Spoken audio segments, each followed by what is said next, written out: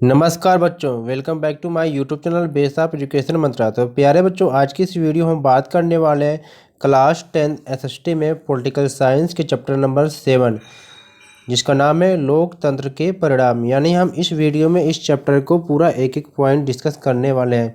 यानी ये जो वीडियो है आपके एग्जाम के दृष्टिकोण से बहुत ही महत्वपूर्ण होने वाली है। तो वीडियो को पूरा अंत तक ज़रूर देखें। इस वीडियो में जो भी बताया गया है उसको बड़े अच्छे तरीके से समझें और साथ ही साथ कॉपी में नोट भी करते चलें। और अगर चैनल पर नया है तो चैनल को सब्सक्राइब करें और बेल आइकन को प्रेस करें और वीडियो को लाइक शेयर करना ना भूलें। तो चलिए हम शुरू करते हैं अपनी वीडियो को। जैसा आप सभी को पता है कि ये हमारी जो बुक है लोकतंत्र राजनीति, तो इसमें हम शुरू से लेकर अंत तक हमेशा ही लोकतंत्र के बारे में चर्चा करते हैं। यानी कि आपको पता होना चाहिए कि लोकतंत्र क्या होता है और लोकतंत्र की अच्छाइयाँ क्या हैं और ये बाकी गैर लोकतांत्रिक शासन व्यवस्था से कैसे अलग है, क्योंकि इस चैप्टर में हम इसी के बारे में डिस्कस करने वाले हैं। यानी आज के हम लोकतंत्र के परिणाम के बारे में देखने वाले हैं। यानी कि बाकी शासन व्यवस्था को हम देखते हैं कि राजतंत्र शासन व्यवस्था है, तानाशाह शासन व्यवस्था है या कोई भी गैर लोकतांत्रिक शासन व्यवस्था है। और साथ ही साथ हम लोकतंत्र की शासन व्यवस्था को भी देखते हैं, तो हम देखते हैं कि सब में कुछ ना कुछ कमियां हैं। यानी कि लोकतंत्र में भी कमियां हैं, राजतंत्र में भी कमियां हैं। लेकिन जब ओवरऑल हम जब देखते हैं तो जब तुलना करते हैं बाकी शासन व्यवस्थाओं का, तो हम देखते हैं कि लोकतंत्र शासन व्यवस्था जो है बाकी शासन व्यवस्थाओं से अच्छी है। तो आज की हमारी वीडियो इसी पे होने वाली है। तो सबसे पहले हम जान लेते हैं कि लोकतंत्र का अर्थ क्या होता है। यानी कि बहुत सारे आपने देखा कि लोकतंत्र का अर्थ क्या होता है। तो आप सभी जानते हैं कि लोकतंत्र एक ऐसी शासन व्यवस्था है जिसमें शासकों का चुनाव जनता स्वयं करती है। यानी लोकतंत्र शासन व्यवस्था एक ऐसी शासन व्यवस्था है जिसमें शासक कह लीजिए या नेता कह लीजिए या हमारे प्रतिनिधि कह लीजिए, उनका जो चुनाव होता है जनता के द्वारा ही स्वयं किया जाता है। तो यानी कि जनता क्या है, उनको वोट देकर जो जिताती है वही क्या है, शासन करते हैं, कानून बनाते हैं और शासन व्यवस्था को चलाते हैं। तो इसी तरह एक और परिभाषा दी गई है लोकतंत्र की जो बहुत ही सर्वमान्य है, यानी अक्सर एग्जाम में पूछा जाता है। तो परिभाषा कौन सी, चलिए देखते हैं कि लोकतंत्र एक ऐसी सरकार है जो जनता के लिए और जनता के द्वारा शासन है। तो आपसे ये पूछा जा सकता है कि यह जो परिभाषा है किसके द्वारा दी गई है। यह परिभाषा अब्राहम लिंकन के द्वारा दी गई है जो अमेरिका के राष्ट्रपति थे। तो अब चलिए हम बात करते हैं कि लोकतंत्र के परिणामों का मूल्यांकन कैसे करें। यानी कि हम लोकतंत्र के जब परिणामों की बात करते हैं तो उनका मूल्यांकन किस आधार पर हम कर सकते हैं। तो यहाँ पर एक बताया गया है कि आपको, यानी आप देखते हैं कि जो लोकतंत्र शासन व्यवस्था है ये अन्य शासन व्यवस्थाओं से बेहतर है। यानी कि तानाशाही या अन्य व्यवस्थाएं ज़्यादा दोषपूर्ण है। यानी कि तानाशाही और अन्य जो व्यवस्थाएं हैं ये ज़्यादा दोषपूर्ण है लोकतंत्र शासन व्यवस्था से। लेकिन लोकतंत्र को अन्य शासन से सबसे बढ़िया बताया गया है। यानी कि लोकतंत्र में भी कुछ कमियां हैं, लेकिन इसको क्या है, बाकी शासन व्यवस्था से बढ़िया बताया गया है। क्यों बताया गया है, कुछ रीज़न होगा। तो चलिए हम इन सारे रीज़न को देखते हैं। तो यहाँ पर अगर आपसे पूछा जाए कि लोकतंत्र की जो परिभाषा को देखते हुए कि लोकतंत्र की विशेषता क्या है, यानी कि लोकतंत्र के लाभ क्या हैं, या लोकतंत्र के महत्व के बारे में पूछ लिया जाए, या लोकतंत्र के लक्षण के बारे में, तो आप सबको बस यही लिखना है। तो यहाँ पर देखते हैं कि लोकतंत्र की विशेषता क्या है। तो लोकतंत्र क्या है, नागरिकों में समानता को बढ़ावा देता है। यानी कि लोकतंत्र शासन व्यवस्था में हम देखते हैं कि सभी नागरिकों को एक समान अधिकार दिया जाता है, जिससे क्या है, नागरिकों के बीच में समानता का भाव बना रहता है। दूसरा पॉइंट है कि लोकतंत्र क्या करता है कि व्यक्ति की गरिमा को बढ़ावा देता है। यानी कि लोकतंत्र शासन व्यवस्था में हर व्यक्ति के मूल्य का वैल्यू बराबर होता है। यानी कि आपका उसमें सम्मान किया जाता है। यानी कि हर प्रत्येक व्यक्ति ये चाहता है दूसरे से कि उसका सम्मान किया जाए, आदर किया जाए। तो यहाँ पर हम यही कह सकते हैं कि लोकतंत्र क्या है, व्यक्ति की गरिमा को बढ़ावा देता है और इससे फैसलों में बेहतरी आती है। यानी कि आप देखते हैं कि लोकतंत्र शासन व्यवस्था में भले ही समय ज़्यादा लग जाता है, लेकिन आप देखते हैं कि जो भी परिणाम आता है या फैसला लिया जाता है वो भी बेहतर होता है। यानी कि हम कह सकते हैं कि इसमें फैसलों में क्या है, बेहतरी आती है। आपसी टकराव या टकराव टालने संभालने का तरीका देता है। यानी कि लोकतंत्र शासन व्यवस्था क्या है, ये आपसी टकरावों को टालने की या संभालने का तरीका रहता है। आप देखते हैं कि लोकतंत्र शासन व्यवस्था में बहुत ऐसी कम संभावना होती है कि लोगों के बीच में टकराव हो, क्योंकि इसमें क्या है, सबको एक साथ लेकर चला जाता है। यानी कि सबकी भावनाओं का ध्यान रखा जाता है, सबके विचारों का ध्यान रखा जाता है। इसलिए लोकतंत्र शासन व्यवस्था में क्या है, टकराव की संभावना बहुत कम होती है, यानी न के बराबर होती है। इसमें गलतियों को सुधारने की संभावना होती है। आप देखते हैं कि लोकतंत्र शासन व्यवस्था में जो चुनाव होता है लगभग 5 साल के 5 साल के लिए चुनाव होता है। तो इसमें अगर कुछ भी अगर हमारे प्रतिनिधि अगर गलती करते हैं तो वो क्या है, समय रहते ही इन गलतियों को सुधारने की कोशिश करते हैं, क्योंकि उन्हें पता कि अगर हम अपने आप को सुधारेंगे नहीं या जनता की भावनाओं का ध्यान नहीं रखेंगे तो हम क्या दोबारा चुनाव में जीत कर नहीं आ पाएंगे, यानी जनता हमें पसंद नहीं करेगी। तो इस प्रकार से हम कह सकते हैं कि लोकतंत्र में क्या है, गलतियों को सुधारने का मौका मिलता है। आगे देखते हैं प्यारे बच्चों। फिर इसी तरह कुछ आपके पॉइंट बताया गया है कि लोकतंत्र शासन व्यवस्था बाकी शासन व्यवस्था से किस प्रकार अलग है, तो हम इसको देखते हैं। तो आज क्या है कि आज क्या है, दुनिया के 100 देश किसी न किसी तरह की लोकतांत्रिक व्यवस्था चलाने का दावा करते हैं, यानी कि अधिकतर दुनिया के 100 से अधिक ऐसे देश हैं जो किसी न किसी तरीके से वो ये दावा करते हैं कि हमारे यहाँ लोकतंत्र शासन व्यवस्था है।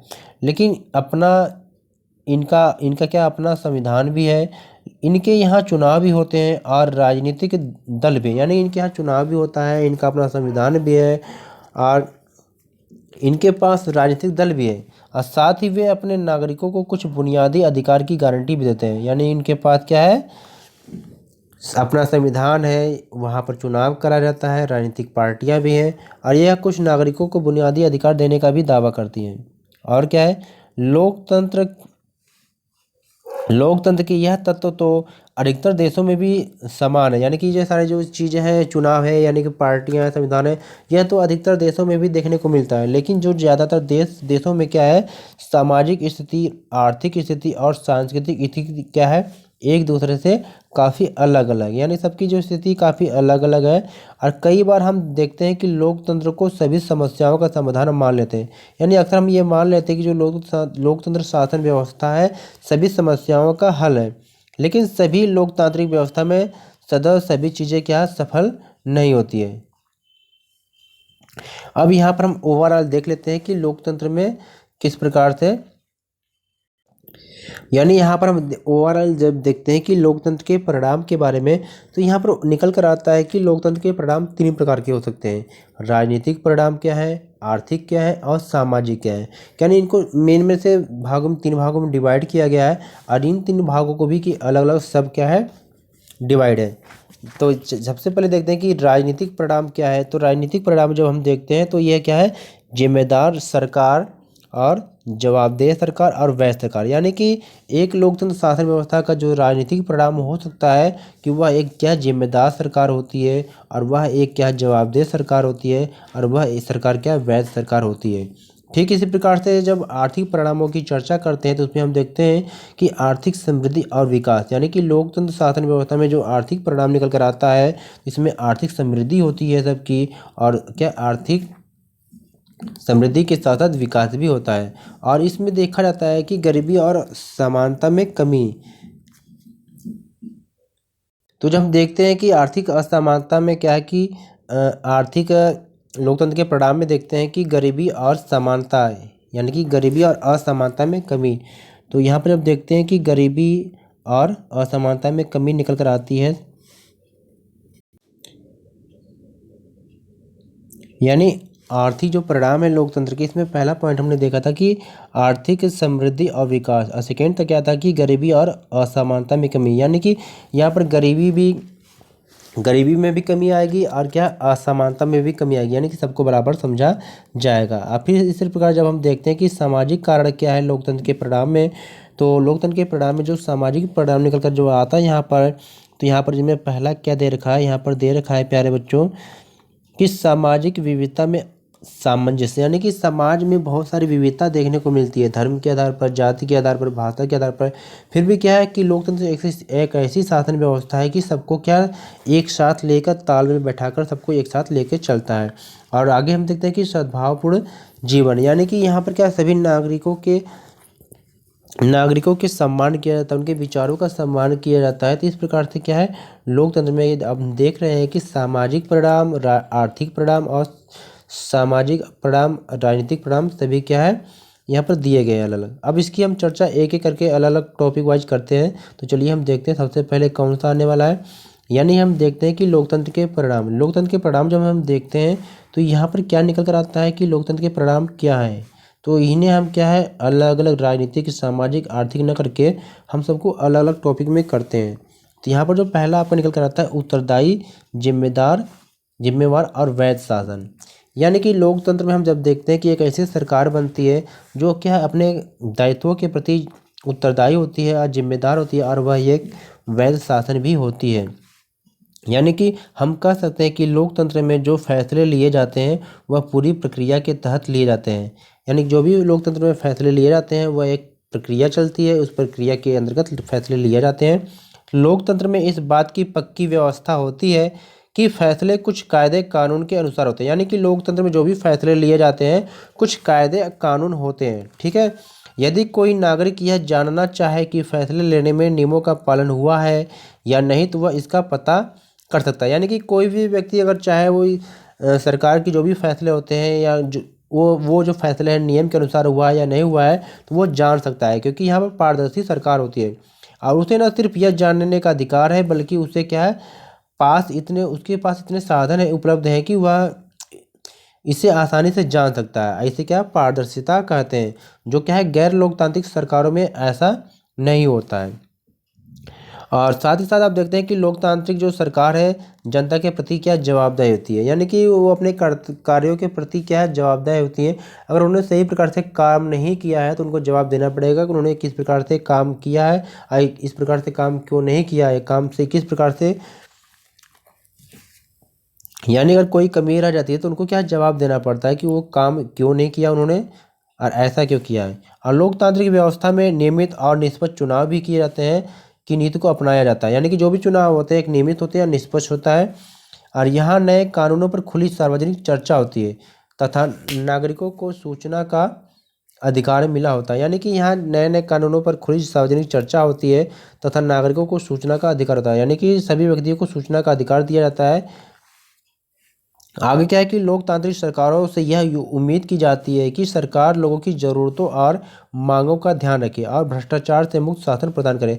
यानी कि लोकतांत्रिक शासन व्यवस्था में यह उम्मीद की जाती है कि सरकार लोगों की ज़रूरतों को ध्यान रखे या सबकी मांगों को पूरा करे और भ्रष्टाचार से मुक्त रहकर एक नई शासन व्यवस्था को करे जो सबके लिए फ़ायदेमंद हो। और साथ ही साथ लोकतांत्रिक शासन व्यवस्था में एक ऐसी सरकार बनती है जो क्या वैध शासन होती है। यानी अगर 5 साल के लिए चुनाव हुआ है तो 5 साल के लिए। अब यहाँ पर हम देखते हैं कि आर्थिक समृद्धि और विकास। यानी कि आर्थिक समृद्धि और विकास लोकतंत्र की जब हम बात करते हैं परिणाम की, तो यहाँ पर आर्थिक के परिणाम के बारे में हम देखते हैं कि आर्थिक समृद्धि यानी कि हमारा देश आर्थिक मामले में एक समृद्ध हो और क्या विकास करते रहे। तो यहाँ पर जब देखते हैं कुछ पॉइंट निकल कर आते हैं कि अगर हम 1950 से लेकर अगर 2000 के बीच की बात करें तो सभी लोकतांत्रिक शासनों और तानाशाहियों के कामकाज की तुलना करें तो हम पाएंगे कि आर्थिक समृद्धि के मामले में तानाशाहियों का रिकॉर्ड कुछ बढ़िया है। तो ये सही बात है कि जो तानाशाही सरकार है इसके जो क्या है आर्थिक जो है समृद्धि कुछ अच्छी है लोकतंत्र की अपेक्षा। कारण ये है कि यहाँ पर क्या है निर्णय लेने वाले ज़्यादा व्यक्ति नहीं होते हैं, हमेशा एक ही व्यक्ति होते हैं। तो हमेशा क्या जो भी निर्णय लेते हैं आपने देखा कि समय समय पर टैक्स हमेशा लगाते रहते हैं जिससे क्या वो देश आर्थिक समृद्ध हो जाता है। तो क्या ऐसे में तानाशाही शासन बेहतर है? अगर हम देखें कि भाई तानाशाही जो शासन व्यवस्था है ये बाकी शासन व्यवस्था से समृद्ध होता है तो क्या हम इनको अच्छा मान लेंगे कि ये तानाशाही शासन व्यवस्था अच्छी है? बिल्कुल नहीं, क्योंकि लोकतांत्रिक शासन में और भी बहुत सारी ऐसी सुविधाएं होती हैं जो नागरिकों को प्रदान की जाती है जो कि तानाशाही सरकार में नहीं मिलती या नहीं होती है। तो इस आधार पे हम उससे नहीं मान सकते कि तानाशाही सरकार अच्छी है। यहाँ पर कुछ पॉइंट दिया गया है यानी कि जो आर्थिक विकास के लिए जो है कुछ ऐसे भी बिंदु हैं जो जिम्मेदार है। तो चलिए देखते हैं कौन कौन से हैं। यानी कि देश की जनसंख्या का आकार, यानी कि देश की जनसंख्या का आकार भी यहाँ पर जिम्मेदार है कि आर्थिक विकास कैसे कर सकता है। यानी कि अगर जहाँ पर जनसंख्या ज़्यादा है तो वहाँ पर सभी जनसंख्या की ज़रूरतों को ध्यान में रखना पड़ता है जिससे क्या है आर्थिक विकास की गति थोड़ी धीमी होती है। और वैश्विक स्थिति भी यानी वैश्विक स्थिति भी क्या है आर्थिक विकास के लिए जिम्मेदार होती है। और अन्य देशों से सहयोग और देश की व्यापार व्यवस्था भी यहाँ पर जिम्मेदार होती है। और देश की विदेश नीति भी क्या करती है कि आर्थिक विकास के लिए जिम्मेदार होती है। और देश द्वारा तय की गई आर्थिक प्राथमिकताओं पर भी क्या निर्भर करता है। अगला पॉइंट हम देखते हैं कि असमानता और गरीबी में कमी, यानी कि ये आर्थिक परिणाम है लोकतंत्र का। तो इसके द्वारा क्या होता है, असमानता और गरीबी में भी कमी आती है। तो चलिए हम देखते हैं किस प्रकार से कमी आती है। तो लोकतांत्रिक व्यवस्थाओं से यह उम्मीद की जा सकती है कि वह आर्थिक असमानता को कम करेंगे। यानी अक्सर देखा जाता है कि लोकतांत्रिक व्यवस्थाओं में कि आर्थिक असमानता को दूर करने की कोशिश की जाती है या उम्मीद की जाती है कि लोकतांत्रिक शासन व्यवस्था में आर्थिक असमानता को कम किया जाएगा। और लोकतांत्रिक व्यवस्था क्या है, राजनीतिक समानता पर आधारित होती है। यानी कि लोकतांत्रिक जो व्यवस्था हम देखते हैं कि यहाँ पर क्या है, राजनीतिक समानता होती है, यानी कि सभी व्यक्तियों को वोट देने का समान अधिकार होता है। यानी कि सभी व्यक्तियों के वोट के वैल्यू बराबर होता है, चाहे व्यक्ति गरीब हो या अमीर हो। और ऐसा भी देखा गया है कि समाज में कुछ मुट्ठी भर लोग हैं, यानी कि समाज में बस नाम मात्र के ऐसे लोग होते हैं जिनके पास बहुत सारी संपत्ति है, और कुछ वर्ग ऐसा भी है जो बहुत ज़्यादा जनसंख्या में है और उनके पास बहुत कम संसाधन होते हैं, और उन्हीं पर उनको क्या है, जीवन बसर करना पड़ता है। तो ये भी काफ़ी क्या है, मुश्किल होता है। कई बार उन्हें क्या है, भोजन, कपड़ा, मकान, शिक्षा और इलाज जैसी जो बुनियादी ज़रूरी है उनको भी पूरा करना मुश्किल हो जाता है। तो ये कहीं कहीं असमानता देखने को मिलती है, जो वास्तविक जीवन में क्या है, लोकतांत्रिक व्यवस्था आर्थिक असमानताओं को कम करने में ज़्यादा सफल नहीं हो पाई है। यानी अगर हम वास्तव में अगर देखा जाए तो लोकतंत्र व्यवस्था क्या है, आर्थिक असमानता को कम करने में सफल नहीं हो पाई है। क्योंकि हम देखते हैं कि जो गरीब है वो गरीब होता चला जाता है और जो अमीर है वो अमीर होता चला जाता है। तो अधिकतर गरीब देश क्या करते हैं कि अपने लोगों की खाद्य आपूर्ति के लिए अमीर देशों पर भी निर्भर हो गए। और बांग्लादेश की आधी से ज़्यादा जो आबादी है ये गरीबी में ही क्या जीवन गुजर बसर कर रही है। और फिर यहाँ पर हम देखते हैं कि सामाजिक विविधताओं में सामंजस्य, यानी कि जो लोकतंत्र में हम देखते हैं कि सामाजिक परिणाम में देखते हैं कि सामाजिक जो विविधता में क्या है, सामंजस्य होता है। यानी कि लोकतंत्र में लोकतंत्र केवल क्या बहुमत का शासन नहीं होता है कि हम बहुमत की सरकार हो। यहाँ पर देखा जाता है कि बल्कि क्या है, बहुसंख्यक के साथ साथ अल्पसंख्यकों का भी प्रतिनिधित्व होता है। यानी यहाँ पर केवल ये हम नहीं मान लेते हैं कि लोकतंत्र शासन व्यवस्था क्या बहुमत की सरकार होती है। यहाँ पर उसके साथ साथ जो अल्पसंख्यक लोग होते हैं उनका भी प्रतिनिधित्व होता है, जिसमें क्या है कि लोकतंत्र में अनेक प्रकार के सामाजिक, सांस्कृतिक, जाति, धार्मिक तथा भाषाई विविधता होती है। यानी कि लोकतंत्र में बहुत सारी विविधता देखने को मिलती है, सामाजिक है, सांस्कृतिक है, जाति है, धार्मिक और भाषाई भी। और इस प्रकार की व्यवस्था में इन विविधताओं में तालमेल बिठाने का प्रयास भी किया जाता है तथा नीति निर्धारित करते या कोई निर्णय लेते समय क्या है, सबके हितों का ध्यान रखा जाता है। यानी कि लोकतंत्र शासन व्यवस्था में इतनी विविधता होते हुए भी क्या है, सबके हितों का ध्यान रखा जाता है। तो इस प्रकार से कहा जा सकता है कि लोकतांत्रिक व्यवस्था में समाज तो इस प्रकार कहा जा सकता है कि लोकतांत्रिक व्यवस्था में समाज के विभिन्न समुदायों के बीच सामंजस्य यानी कि तालमेल स्थापित किया जाता है। आगे देखते हैं प्यारे बच्चों। तो आगे हम देखते हैं कि नागरिकों की गरिमा और आज़ादी, यानी नागरिकों की जो आत्मसम्मान की भी यहाँ पर रक्षा की जाती है। यानी व्यक्ति की गरिमा और आज़ादी के मामले में लोकतांत्रिक व्यवस्था जो अन्य प्रकार की शासन व्यवस्था से काफ़ी आगे होता है, क्योंकि यहाँ पर हर एक व्यक्ति का सम्मान किया जाता है, सबके गौरव का ध्यान रखा जाता है। प्रत्येक व्यक्ति क्या है, अपने साथ के लोगों से सम्मान पाना चाहता है। यानी कि प्रत्येक व्यक्ति भी यही चाहता है कि सभी व्यक्ति उनका सम्मान करें और सभी लोगों को गरिमापूर्ण जीवन यानी सभी लोगों को गरिमापूर्ण जीवन जीने का अधिकार मिलता है। और लोकतांत्रिक सरकार क्या है, नागरिकों को विभिन्न प्रकार के अधिकार प्रदान करती है।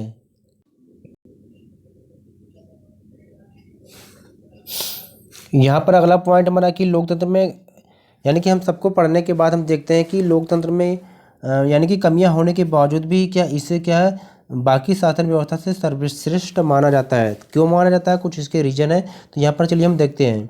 यानी इसमें पारदर्शिता रहती है, यानी कि लोकतंत्र में साफ और निष्पक्ष तथा लगातार चुनाव होते रहते हैं। यानी आप देखते हैं कि इसमें क्या है, पारदर्शिता होती है कि ये सरकार क्या काम कर रही है, क्या नीति बना रही है, उनके बारे में हम आसानी से पता लगा सकते हैं। यानी हमें पता चल जाता है। और सरकार की जो नीति निष्पक्ष होती है और लगातार हमेशा क्या है, एक समय अंतराल पे चुनाव होते रहते हैं।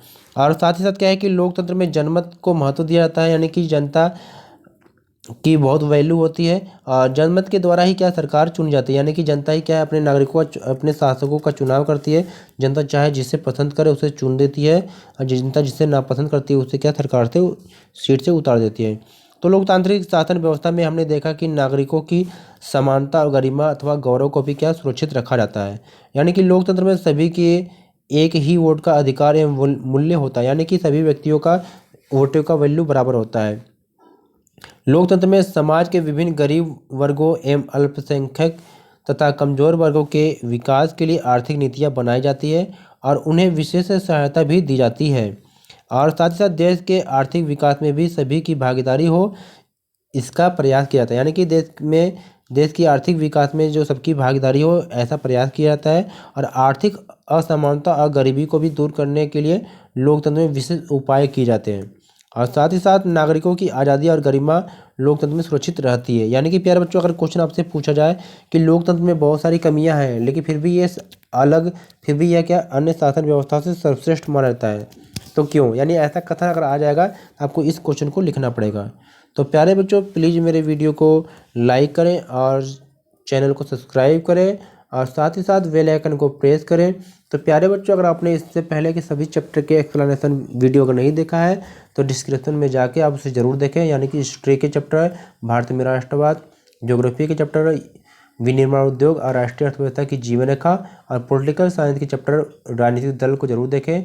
और इकोनॉमिक्स के चैप्टर मुद्रा एवं साख और वैश्विक और भारतीय अर्थव्यवस्था, इन सारे चैप्टर की जो एक्सप्लेनेशन वीडियो हमने बना रखी है, इसे ज़रूर देखें, जो आपके एग्जाम में बहुत ही कारगर सिद्ध होगी।